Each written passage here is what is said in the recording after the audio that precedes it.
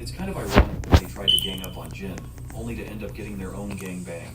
Jin fought like a pro and wiped the floor with everyone in just a few seconds. Meanwhile, Jin continues to question Gisu, asking what his sister ever did to him. Gisu plays dumb, pretending he knows nothing, while secretly reaching for the glass on the table. He throws the glass at Jin with lightning speed, but Jin just steps back casually, letting the glass shatter against the wall. Alright, we're live. But when Gisu swings the bottle once more, Jin knocks it out of his hand and counters with a punch, sending the contents of the bottle splashing everywhere.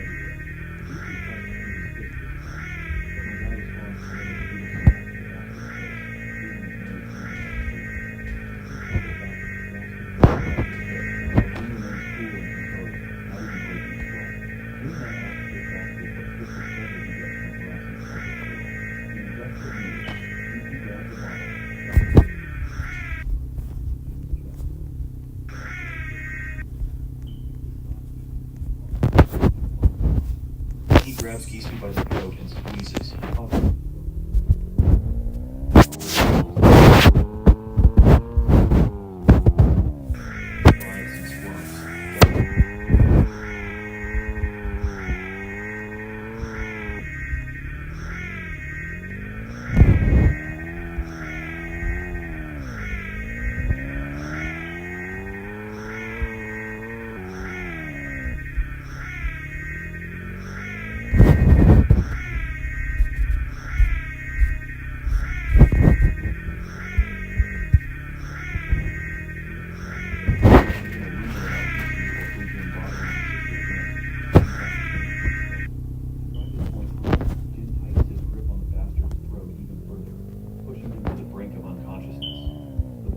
Desperate and on the edge, starts squirming and apologizing profusely.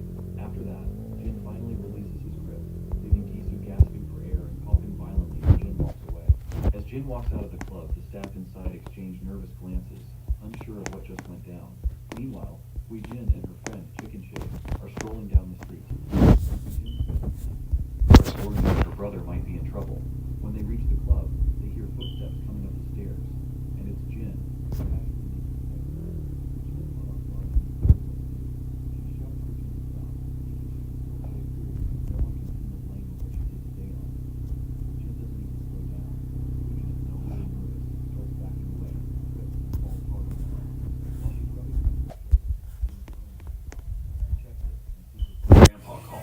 After a quick chat, he simply turns around and just heads home quietly, leaving them curious about what he is even thinking. When Huijin enters the club room, the scene is a mess. Her brother and his lackeys are all battered and bruised. She immediately starts shouting at him, demanding to know how he got whooped by Jin again. But her brother, too exhausted to argue, cuts her off and tells her to stay the hell away from Daeon from now on. Huijin, not grasping the seriousness of the situation, keeps pushing back, asking what the hell he's talking about. Her brother, visibly frustrated, finally loses it. He grits his teeth and yells at her to leave our boy's sister the fuck alone. He keeps shouting, questioning why he's so afraid of that bastard. That's the breaking point, and her brother snaps with his eyes blazing with anger. He makes it crystal clear that if she doesn't steer clear of Daeon, he'll make sure to mess her up himself. Yikes, these siblings have a seriously twisted way of dealing with each other. It's wild how casually they talk about screwing each other over. Huijin is shaken by her brother's outburst, and she begins to tear up. We're back with our boy, who spots the grandfather once again. They sit down on a bench in the park. First off, Grandpa apologizes for pulling our boy away while he was having fun with his friends, but our boy says it's all good. The old man then gets a bit sad, mentioning that Daeon got injured. Our boy was the one who treated the injury. Our boy confirms it, and the old man explains that her injury was pretty serious, but she refused to go to the hospital. He shares how always working hard to put food on the table, and he is just grateful she's come this far on her own. Grandpa reflects on all those years and says that looking back, Daeon has given him so much more than he's ever been able to give.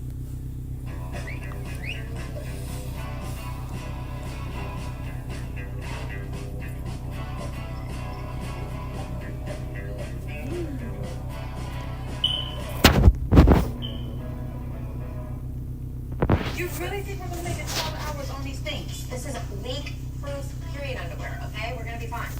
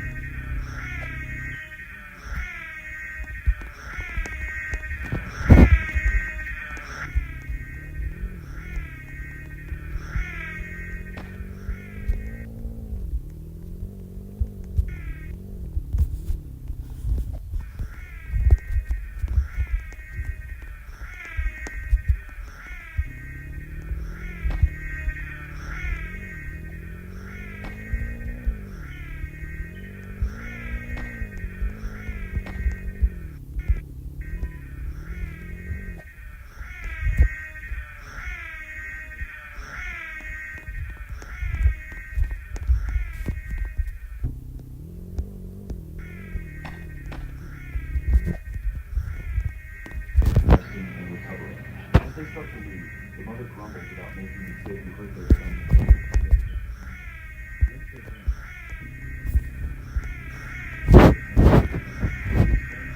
So, she's just...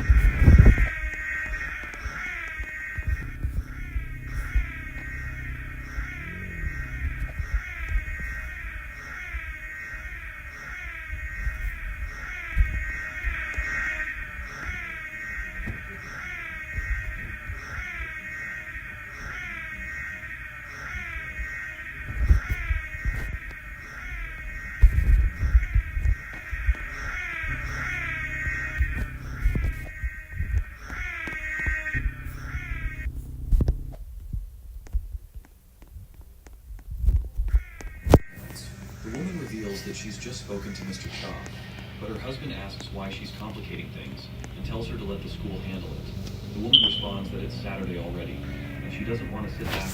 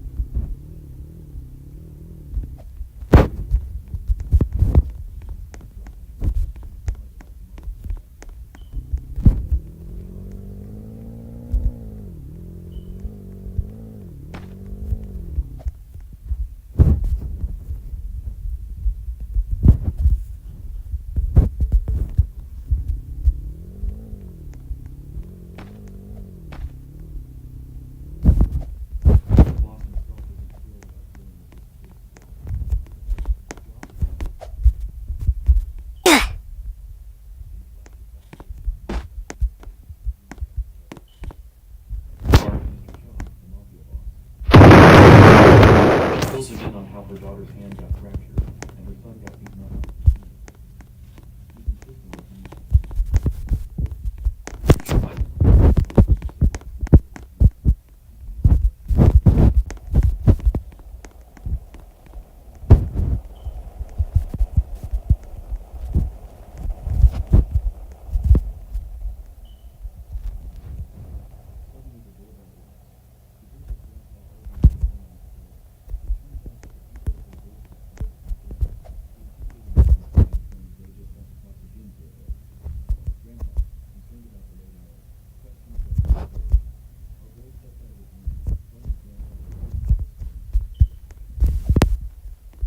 Reluctance and even his sister's protests, Jim flashes a pleasant smile.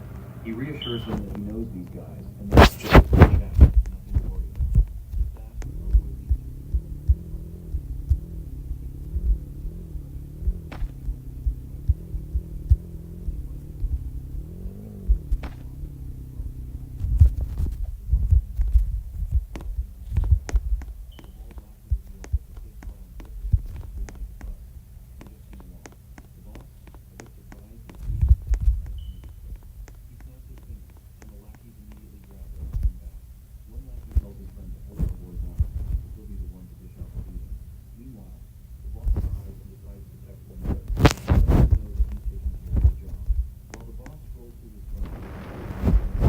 Lackey's asking why our boy the kids of Kim. As soon as our boy hears the noise, he realizes this must be the boss, feeling frustrated and annoyed.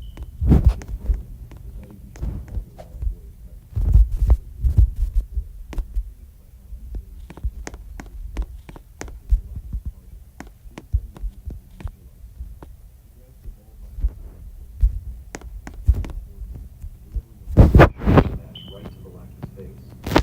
Watches this with his wide eyes as he witnesses this flawless execution of the move.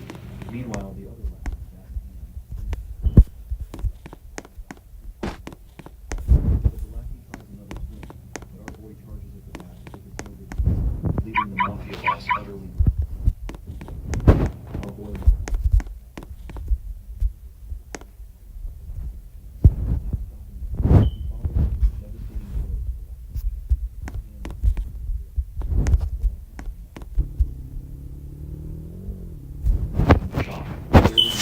Flabbergasted by the sheer skill and audacity of our boy's move.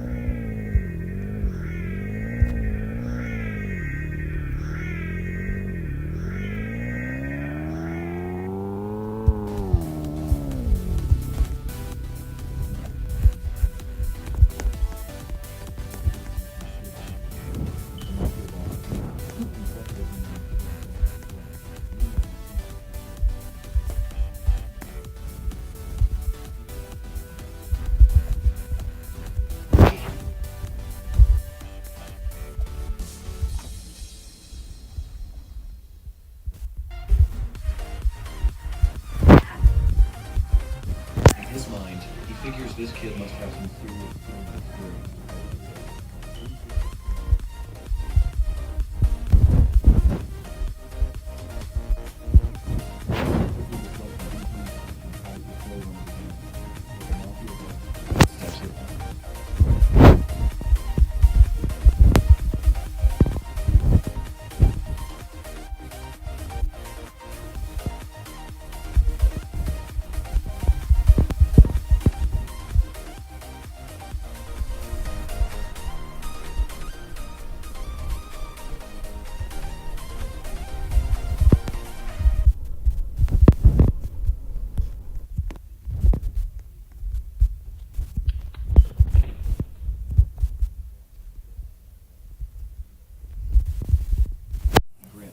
Noticing that our boy doesn't seem rattled at all by the fight.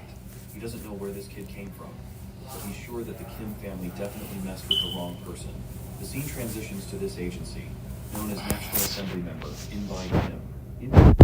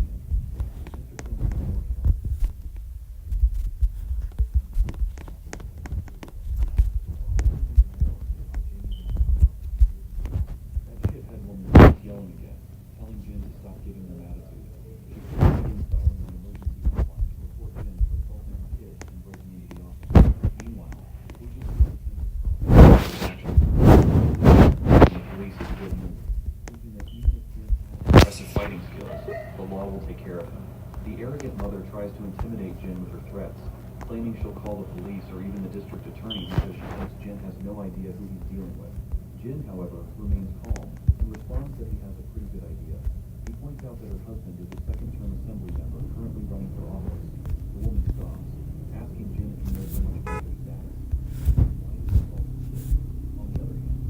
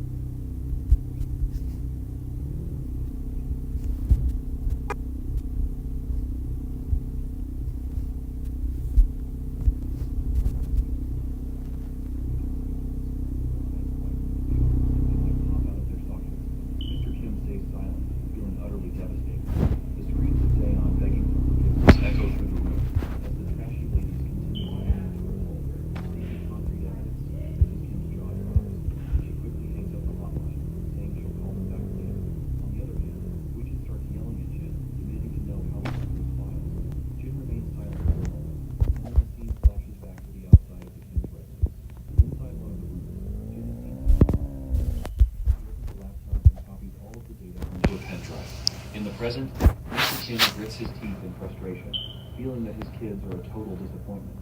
But Huijin quickly tries to reassure her father, explaining that she had a good reason for it. Mr. Kim, however, angrily tells her to shut up. Jin then reveals that he also has files involving Jisoo Kim. He explains to the Kims that their children always save videos of their conquests. He states that he has dozens of clips showing their violent behavior, beating up kids at school, extorting money and valuables from their victims, and even the latest clip of his sister being assaulted by a group of girls at karaoke. Huijin is shaking like a leaf with all these truth bombs exploding around her, but her mother quickly jumps in to defend her daughter, claiming that our boy is just trying to threaten them and that he won't get away with it. Jin reminds her that he didn't start this mess, and what he's doing now is hardly a threat compared to hiring a bunch of gangsters to attack him. It makes it clear that he is recording all of this. The father faces him and asks our boy if he did all this just because his kids assaulted his sister. Jin responds that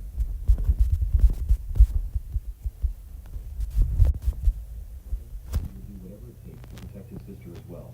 The man understands where he's coming from and points out that they'll cover her treatment and offer a hefty settlement.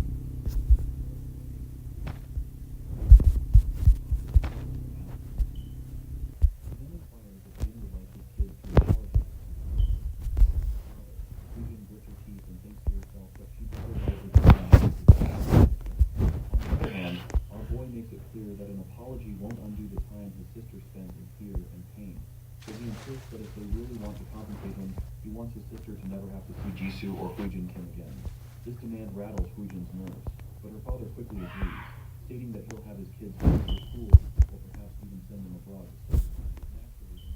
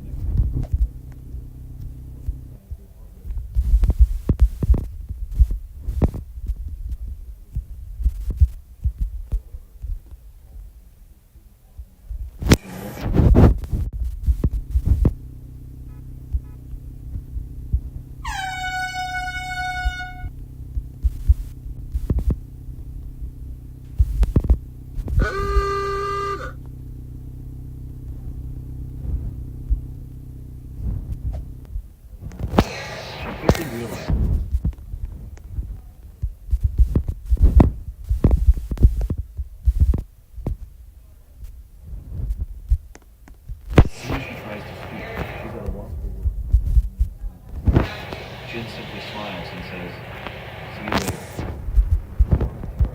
She manages to reciprocate and tell her, "See you later," before she breaks down. Her emotions overwhelm her.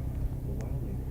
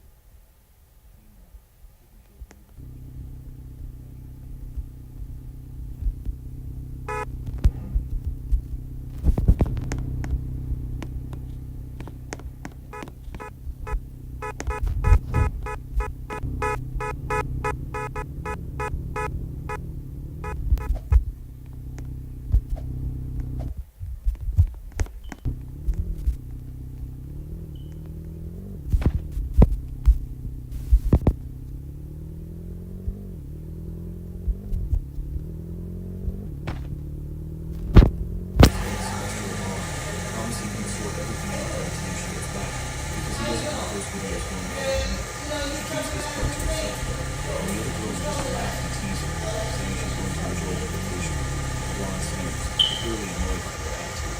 Another girl asks why it's so rude and if Isu is going too. Hui-jin simply says it's a family matter and she doesn't need to go into details. The redhead girl then asks about Daeon and her brother, curious about how things went and if Isu managed to beat up Lord or not. Hui-jin tells them not to ask, insisting that Isu probably has handled the situation already. However, we all know that she just doesn't want to admit that her brother and his lackeys got thoroughly defeated by her boy, as it would be too humiliating. She grows even more agitated thinking about how pleased Daeon will be to see her leaving school. This irritation sparks an idea in her mind, and she decides to mess with Daeon one last time, asking her friends to help her. Her friends question whether it's really necessary, and even Chicken Shake jumps in shock and expresses her reluctance. But Hui-jin insists they should consider how cocky Daeon will be without being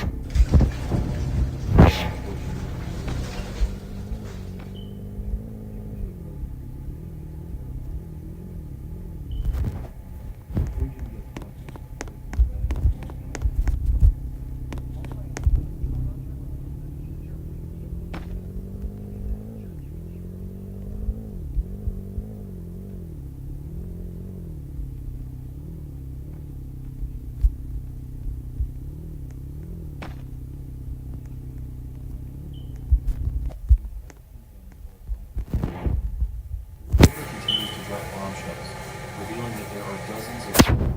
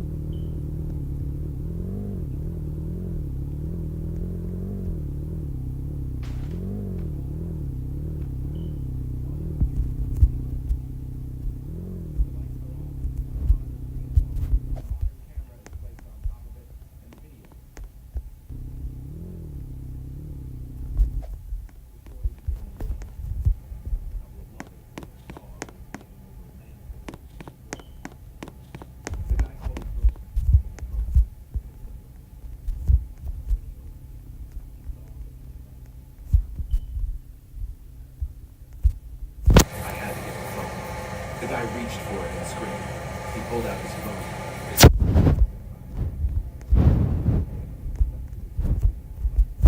They seemed to be devouring the boy's body. The girl screamed in fright. The caviar began to grow. Appa called for help, but the girl chased him away and eventually ran. She ran so hard that she tripped over her foot and fell. When she stood up, she noticed that he was gone.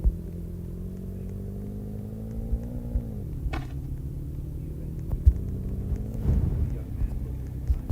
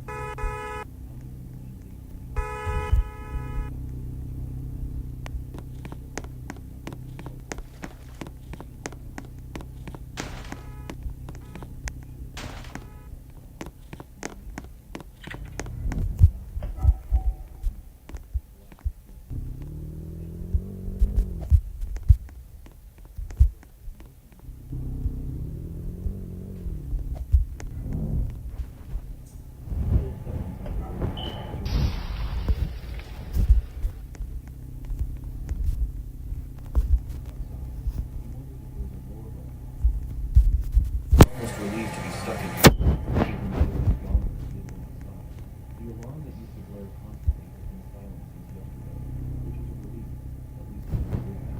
But he's unsure how much longer he can hold out, especially with his battery running low, and this might be his last night in the outside world. He's praying that a soldier or someone from his country finds him soon and keeps the family safe. Just when he thought things couldn't get crazier, a system leader pops up in front of him, telling him he's been chosen and to check his awakened abilities. At first, Jong-yeon thinks he might be hallucinating, but then another thing he starts to wonder if there was some kind of cocaine in the communications he's been eating for the past 3 days. Another digital notification pops up, saying that the target has been designated and asking if he wants to score. Without hesitation, he confirms, and suddenly he begins to fall, landing hard on the flat, solid ground in the center. He scrambles to his feet and looks around, only to see rubble and debris everywhere, and everything is in total destruction. He spots his senior lying dead on the ground. While the system windows keep on flashing, our boy is busy keeping his best up, seeing his senior's lifeless body.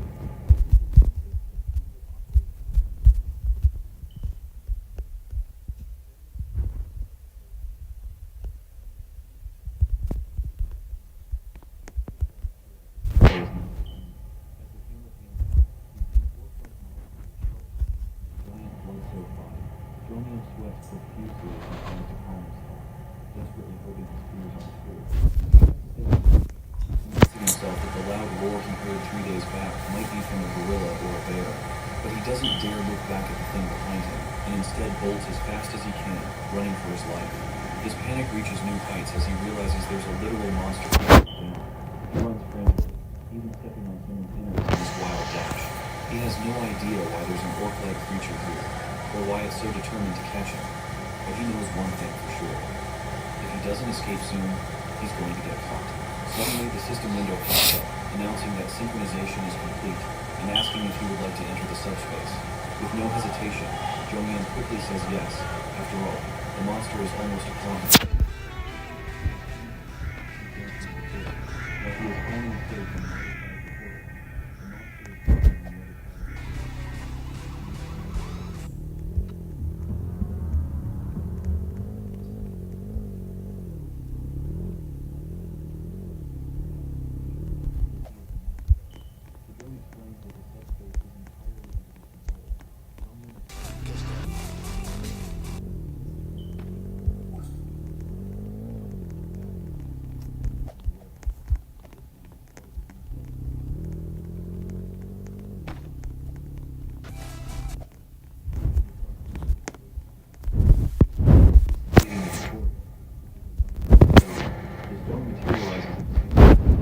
of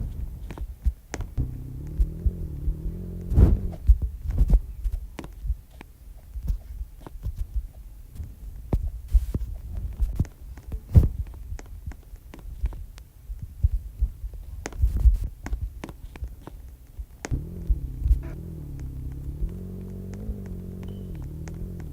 portal.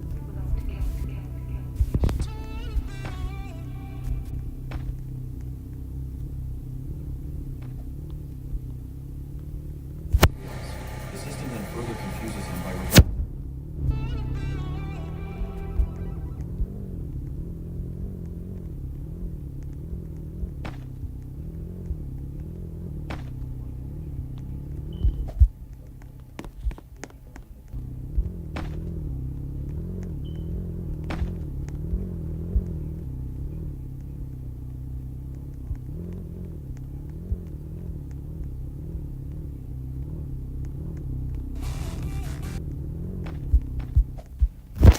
Jong-yeon asks if all this is even possible or if it's just some sci-fi bullshit. Suddenly the lights in the facility go out and the drone starts flashing lights. The energy supply has been cut off, and if the energy isn't restored, Pax Fresh and other products will start to rise. Apparently Pax Fresh is one of the services that ensures the storage and delivery of everything from fresh vegetables, meat, meals in frozen and refrigerated conditions. Jong-yeon looks back at the monster glaring at him and realizes that outside is practically a war zone. In such a situation, food is crucial for survival. If the power to the freezers and refrigerators cut off, it's a huge problem. He asks the drone if the mana stone is really a substitute for electricity. The drone confirms this, so Jonghyun asks how he can obtain more mana. The drone replies that he can acquire mana.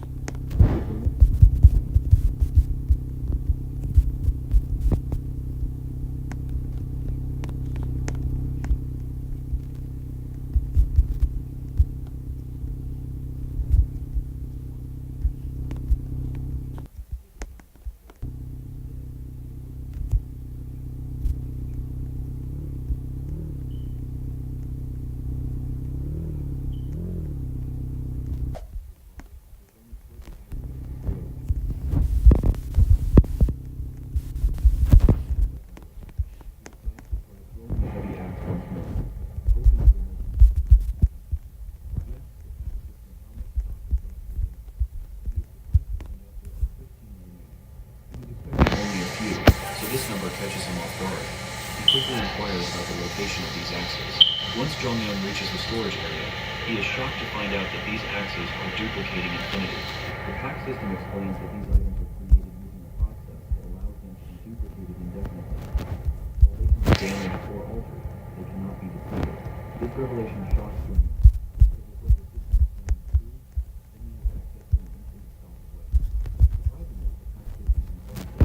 With this new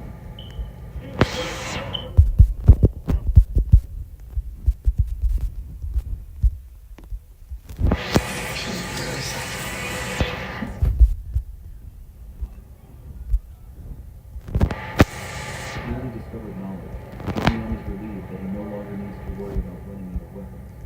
He can freely throw them at the monster without concern of depleting his stock. He is sure that his shoulders won't give out before the monster does. But it seems he has a seemingly dubious supply of weapons.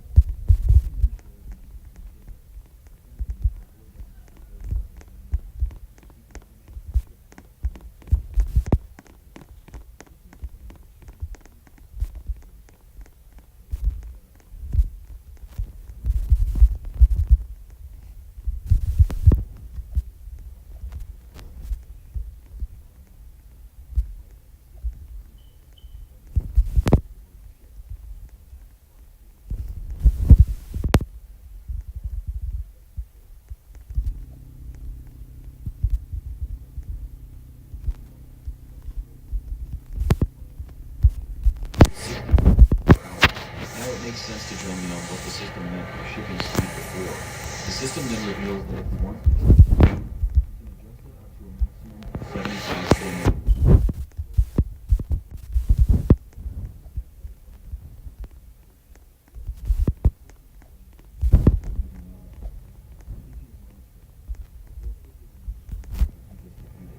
And he realizes he'll need to fight more of these creatures to advance. He quickly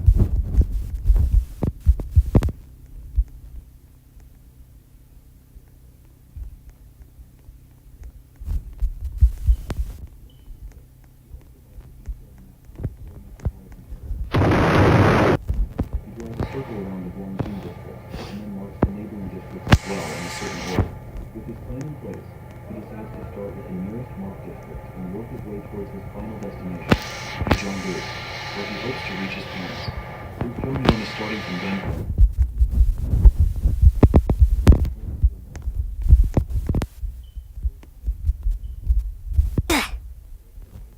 Still pretty valuable in a post-apocalyptic world.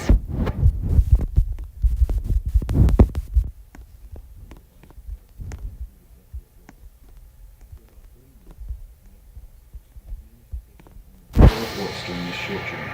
He then reveals to us that he has learned one valuable thing after taking down 12 orcs. But before he could explain anything about his discovery, a monster suddenly...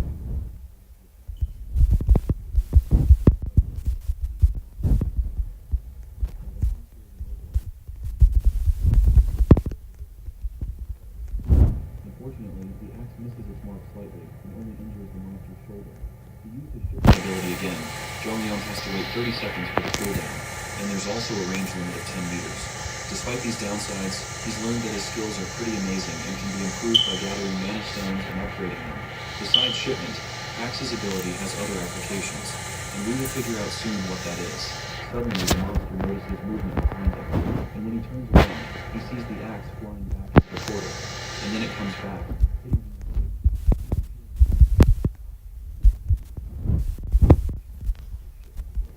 Which is also known as product retrieval. It automatically brings back dispatched items.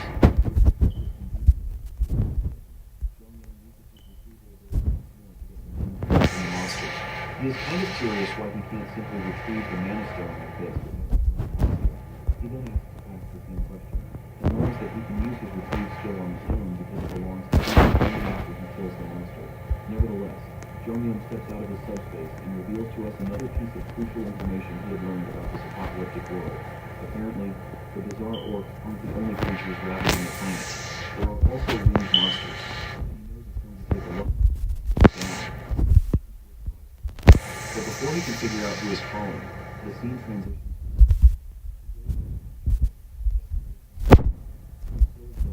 Each step seems heavier than the last, and the flying creature is trying to him. Swoops in, slamming the man from behind and sending him crashing to the ground in agony. There's another person behind the injured man, but before there's another guy to help us stand up, the monster lands right in front of him and blocks his path. Its ferocious mouth is smooth, as if human flesh is the most delicious thing in this area.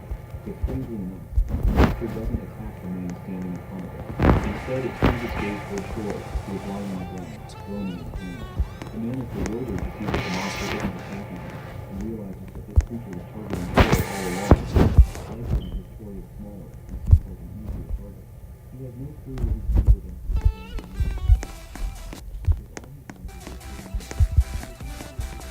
that he moves to the castle. Just then, the ring of the bicycle bell echoes through the air, and not surprisingly, it's our boy speeding towards us. The beast have no idea who or where it's going to go.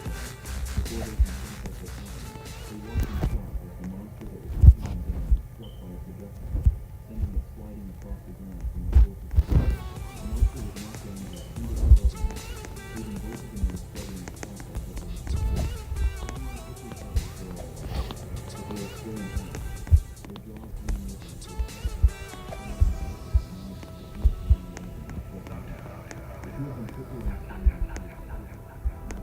bowing their heads in respect, for saving their lives. Jomyum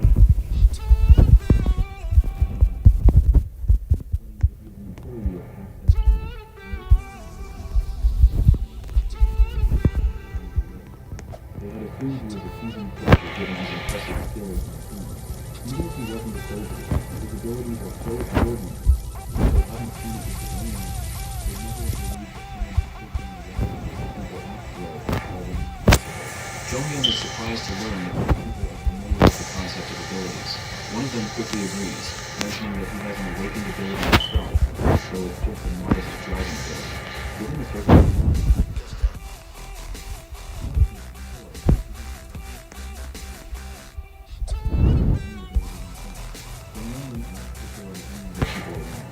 Boys and friends are there not, explaining that they are on block C because of logistics centers. A lot of people gathered here, but unfortunately, monsters did too. Most of the people were attacked, killed, or eaten alive. Only around 10 to 15 survivors are left, and they were relatively isolated in blocking this underground tunnel. He further explains that they were looking for a road that vehicles could use, and they also wanted to gather some daily necessities, but suddenly they were attacked by the monster. The other person then suggests that instead of talking here, someone could join us. Or a basement. The monsters have never attacked that area, so they can sleep comfortably there. They also offer some light snacks. Jomyum considers the offer, and we can tell he is definitely interested in seeing the vehicles they mentioned earlier, and is in desperate need of information. Eventually he decides to accept their invitation, even though he's unsure if he should fully trust them. As they begin to walk away, we take one last look at the dead monster lying on the ground. Or retrieve. He's glad that these two don't know about his ability, as it means he has a backup plan in case the bomb can escape into subspace if necessary. A while later, they finally make it to the basement, where they see a man who appears to have just taken down an orc all by himself. Troy quickly runs over to his friend, asking what happened and if everything is all right. The orc killer reassures him that everything is fine, explaining that the is wandered in the accident. Fortunately, it didn't see him, so they were able to take it out easily. No one is injured, but they can no longer be sure that the place is safe. On the other hand, Jong-yeon feels a bit about how dangerous this place is, but he quickly snaps out of his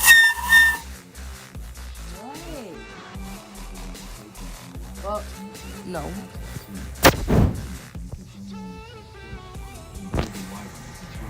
Everyone is amazed and curious about what kind of abilities he might have. At that moment, a woman rushes toward him. She is so grateful that she begins doing a happy dance. The others start to gather around him, showering him with praise. Jong-yeon tries to downplay it, saying he was just doing what he had to do. Just as our lad is getting so much attention, Troy tries to disperse the crowd, telling them not to tease the young guy. Just then, the orc guy speaks up, saying that everyone here has been working together for over 10 years, and that Yong-soo and Byung-chul are like family to him. He's really grateful to meet someone who saved his family, and introduces himself as Lee Jin-mok, the center manager of Daeyeon Express Terminal. He even bows his head in respect for saving his two friends. Once the pleasantries are over, Jin-mok gives Jong-yeon a brief rundown of the place. He explains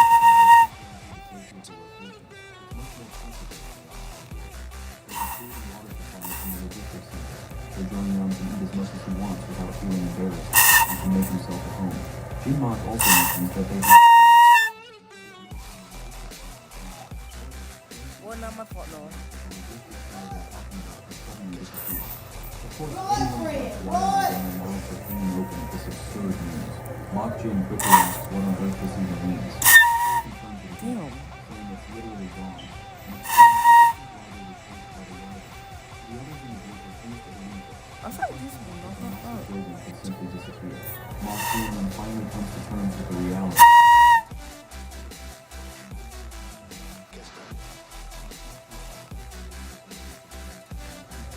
Meanwhile, Jong-yeon stands silently, and I'm not quite sure if the disappearance of that logistics center has something to do with our boy's subspace. Anyway, the manager tries to keep everyone calm and tells them that no matter what, they need to get through the tunnel. If they stay here, things will only get worse. He asks everyone not to be disturbed, saying that their time has just come a little early. We're doing a video, hold up. Sorry, you can't. The women from before fired Don't do the restaurant, tries to I'll do the motivate others restaurant. by reminding them that even without the logistics center, they still need to think Let me do it one more about time. so she insists they must force their way through.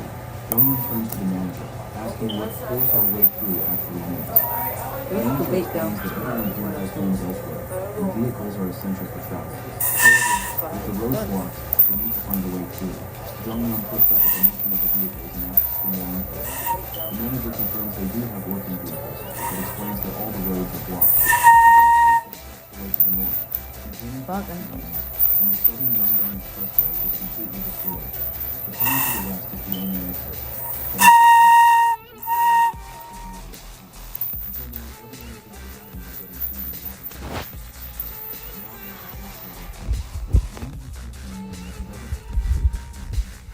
And there are ways to escape on foot or by bicycle. However, Jong-yeon quickly responds that he needs a vehicle as well, and thinks it's best to go through the tunnel. The manager does not try to change our boy's mind any further, and simply says he's welcome to join them if he's up for it. Jong-yeon smiles and says he'd be glad to work with them. Jong-yeon also thinks in his mind that it would be better if he kept his abilities hidden. While the group seems nice enough, he can't ignore that they've been struggling to survive while he was safe in the center. They might have run out of food and supplies, and he's sure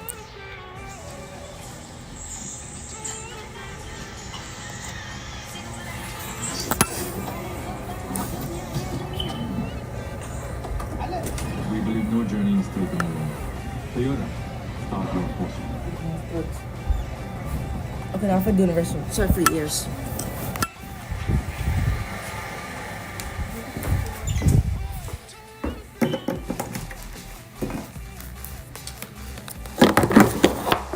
Okay, finna do the restaurant now.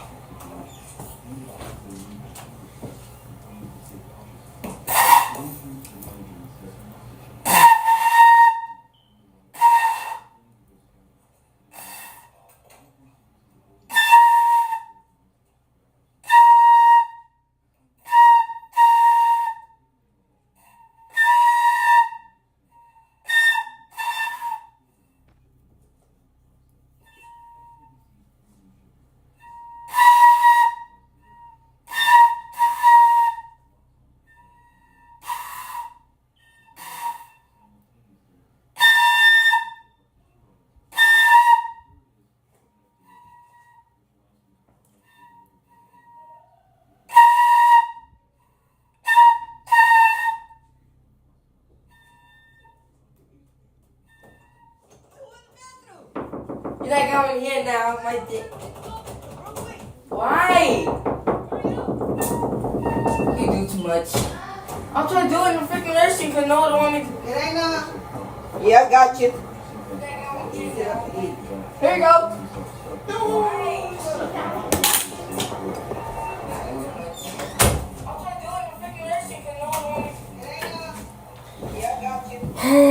Okay.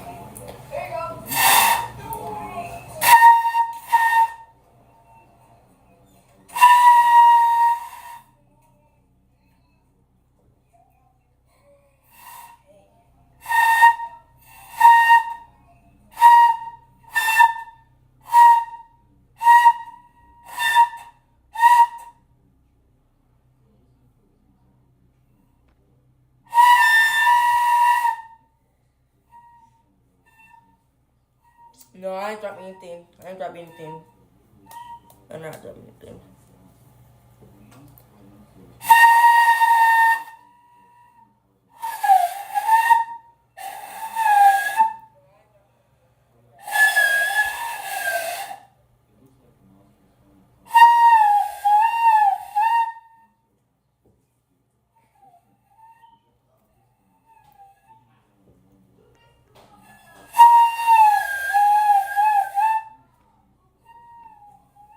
I know, right? Tags.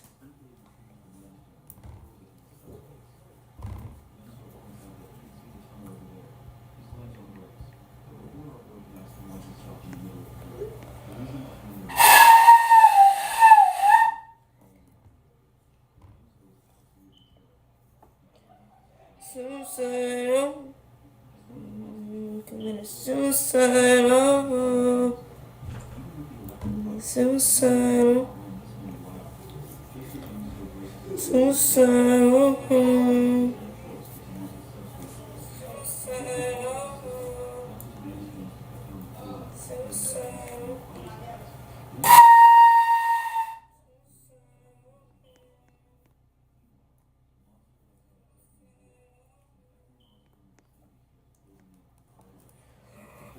All I can say is suicidal.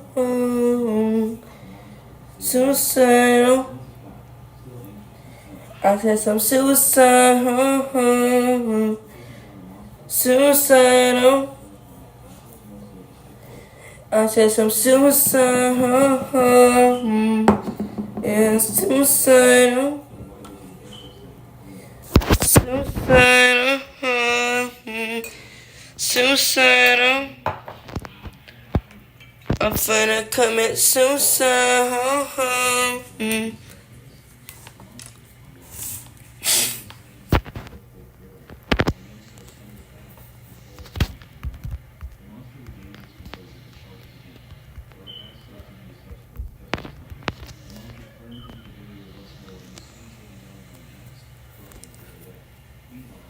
Alright, everybody, thank you for watching the live stream. And I'll be live later on.